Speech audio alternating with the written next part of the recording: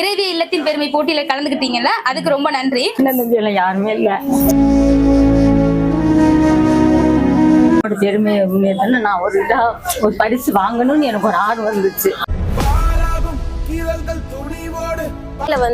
எல்லாருமே ஃபர்ஸ்ட் லாபத்தை தான் பார்ப்பாங்க. எப்பவுமே நம்ம கடைக்கு வர்றாங்க, காசு கொடுக்குறாங்க, பர்ச்சேஸ் பண்றாங்க, அதை வச்சு நம்ம ஃபேமிலியை ரன் பண்ணணும்னு எல்லாரும் பெண்ணை பெருமைப்படுத்தணும்னு நீங்க எல்லாருமே சேர்ந்து இந்த இதை இது பண்றதுக்கு ரொம்ப நன்றி.